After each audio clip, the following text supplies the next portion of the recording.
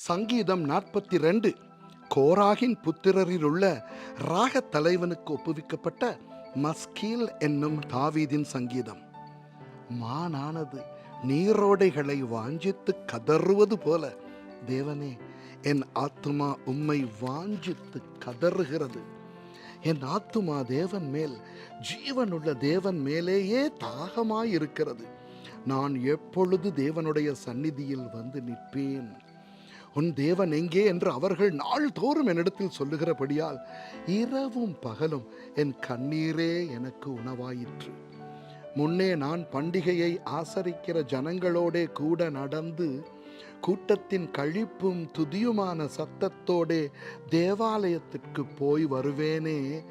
இவைகளை நான் நினைக்கும் போது என் உள்ளம் எனக்குள்ளே உருகுகிறது. என் ஆத்துமாவே, நீ ஏன் கலங்குகிறாய்? ஏன் எனக்குள் தியங்குகிறாய்? தேவனை நோக்கி காத்திரு. அவர் சமூகத்து இரட்சிப்பு நிமித்தம் நான் இன்னும் அவரை துதிப்பேன். என் தேவனே, என் ஆத்துமா எனக்குள் கலங்குகிறது. ஆகையால் யோர்தான் தேசத்திலும் எர்மோன் மலைகளிலும் சிறு மலையிலும் இருந்து உம்மை நினைக்கிறேன். உமது மதகுகளின் இறைச்சலால் ஆழத்தை ஆழம் கூப்பிடுகிறது. உமது ஆலைகளும் திரைகளும் எல்லாம் என்மேல் புரண்டு போகிறது. ஆகிலும் கர்த்தர் பகற்காலத்திலே தமது கிருபையை கட்டளையிடுகிறார். இராக்காலத்திலே அவரை பாடும் பாட்டு என் வாயில் இருக்கிறது. என் ஜீவனுடைய தேவனை நோக்கி விண்ணப்பம் செய்கிறேன். நான் என் கண்மலையாகிய தேவனை நோக்கி, ஏன் என்னை மறந்தீர்?